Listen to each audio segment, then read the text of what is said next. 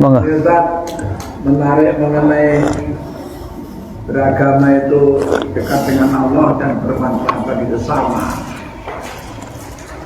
Saya pernah diundang mengenai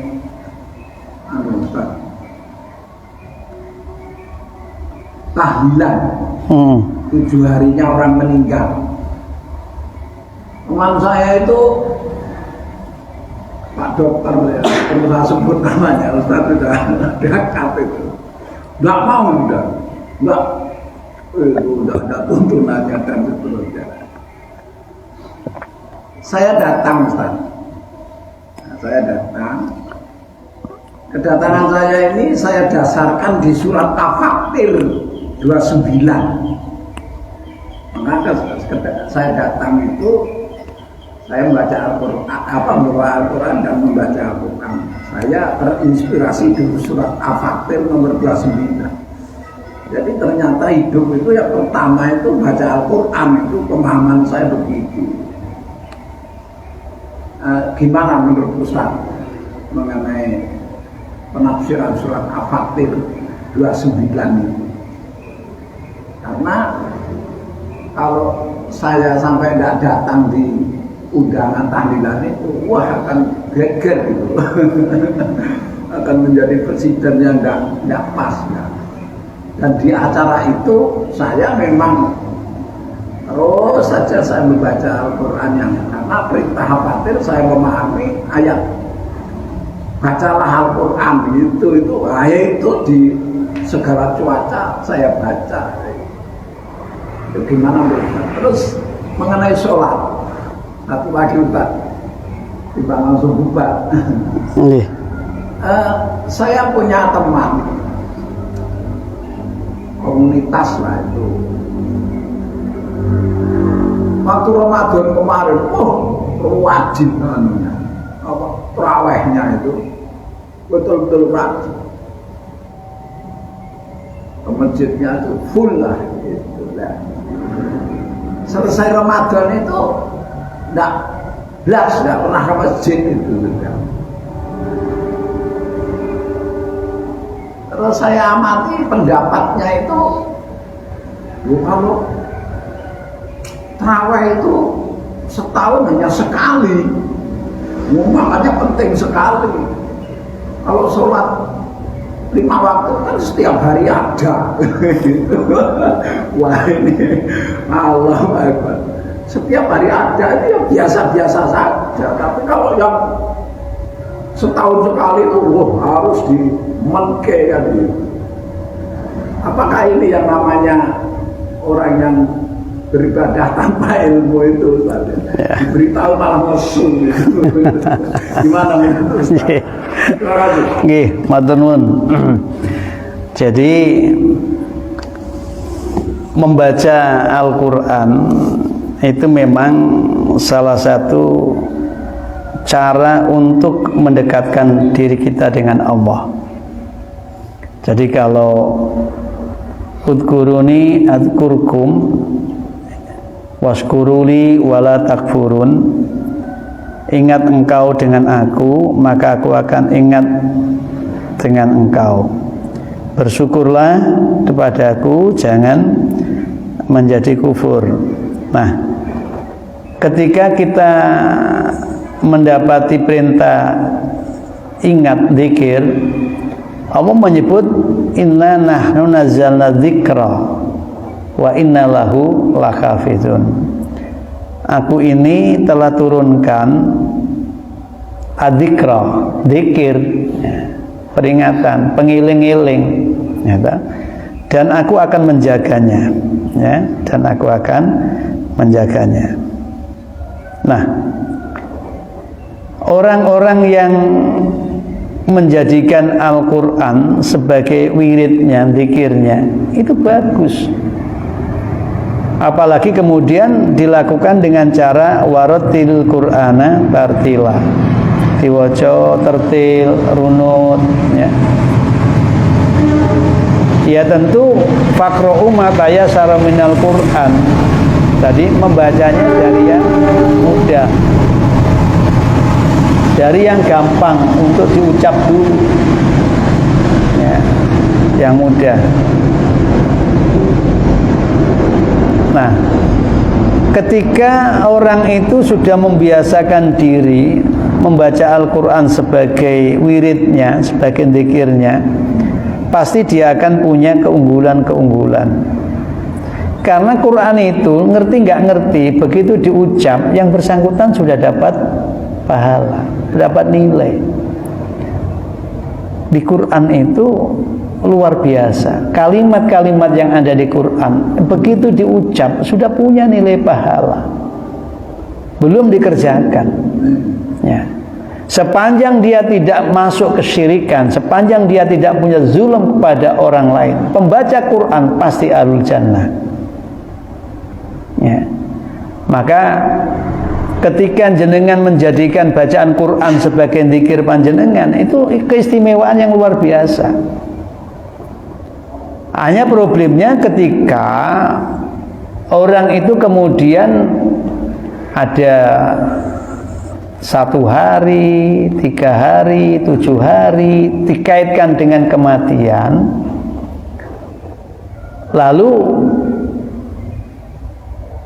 bacaan-bacaan yang ada dalam Quran itu yang punya nilai pahala tadi itu umumnya kemudian dihibahkan, dihadiahkan, diberikan kepada orang yang dimaksud tadi itu, yang ditahlili atau yang diapakan itu. Nah, ini yang kemudian menjadi problem di dalam pemahaman keislaman kita.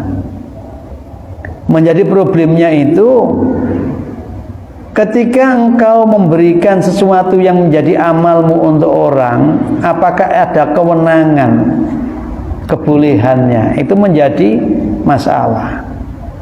Itu yang pertama. Yang kedua,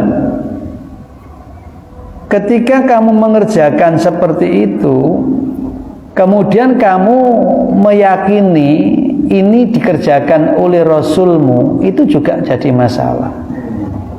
Karena fakta sejarahnya yang eksplisit berkenaan dengan perbuatan itu masih dalam keadaan gampangannya tidak jelas lah, ya, nggak jelas. Maka ambillah yang jelas-jelas itu, ambil yang jelas itu. Ya. Kalau di situ kemudian kamu itu berdoa lalu mengatakan pada Tuhan, ya Tuhan, jikalau amal-amal bacaanku ini merupakan kebaikanku, maka aku mohon engkau ampuni saudaraku, kau tempatkan dia di tempat yang terindah baginya, ya tak? Nah, itu boleh tafaul bil a'malis sholihah.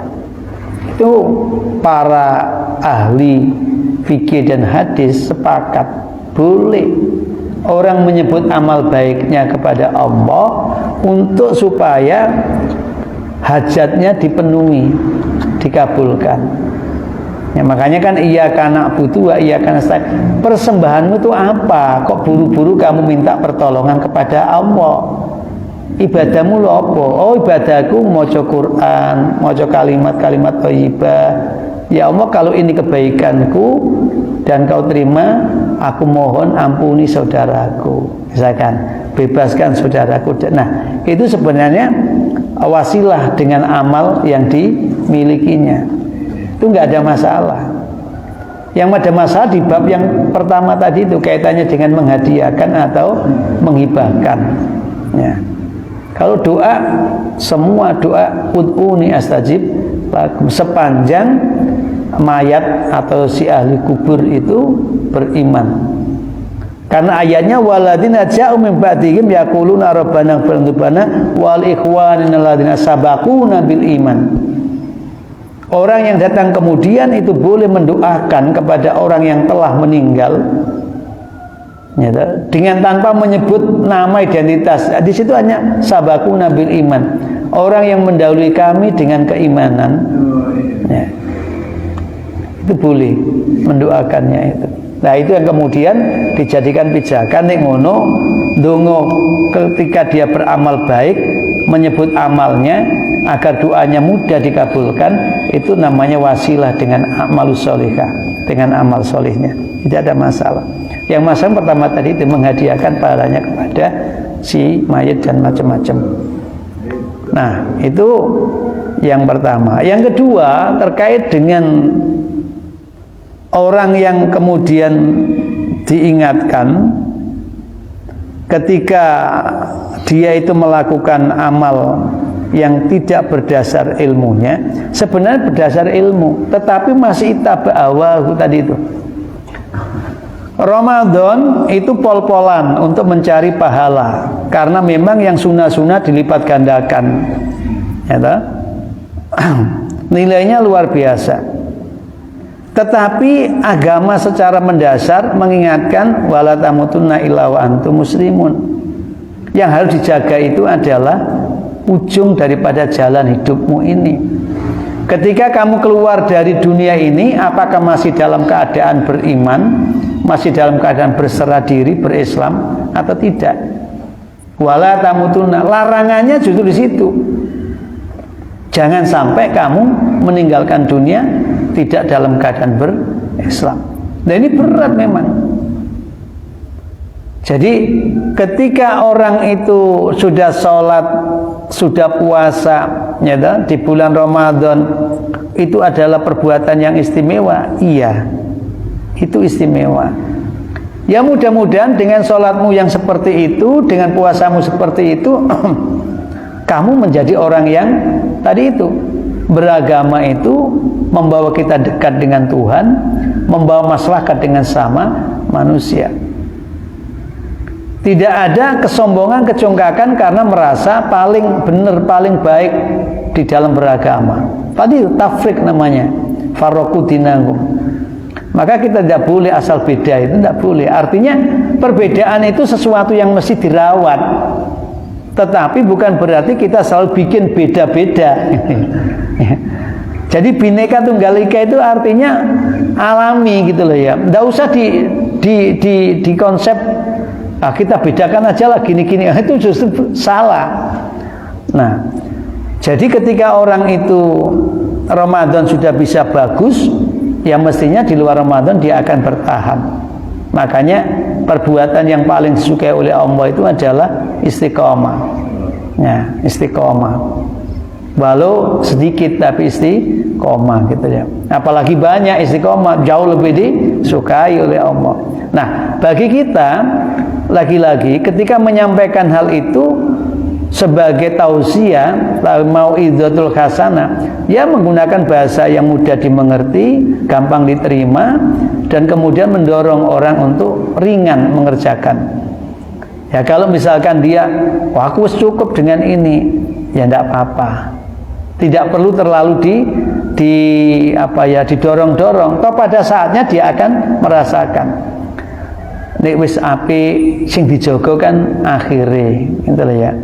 Karena akhir jalan hidup ini kalau meleset masih sampai ini ke perjalanan enak lancar kini Probolinggo, ya toh?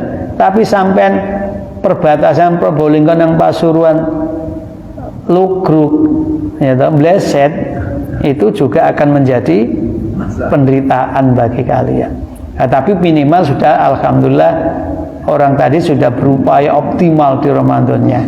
Di luar Ramadan biasa-biasa saja. Ya kita doakan aja mudah-mudahan bisa istiqomah. Kita nggak perlu kemudian nek ngono ku kerangka berpikirnya nggak pati bener. Ora usah dinilai gitu. Ya, memang pemikiran yang dimilikinya belum sampai pemikiran yang seutuhnya. Tapi tidak perlu kemudian kita stigmatik, kemudian menganggap itu fatal. Itu fatal. Kenapa? Karena kenyataannya dia masih sholat. Yang susah kalau dia kemudian nggak sholat sama sekali gitu loh. Itu berarti sudah putus dari kebiasaan sholatnya. Ini sholatnya kalau duduk ngantuk, ya soalnya duduk Ramadan, misalkan gitu ya. Oke, saya kira itu.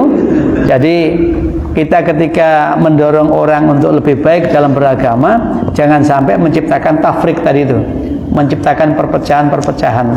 Karena siapa yang punya jiwa perpecahan itu sebenarnya orang yang beragamanya tidak benar, ya, tidak benar. Wong agama kok dijadikan alasan bermusuh, membenci satu dengan yang lain.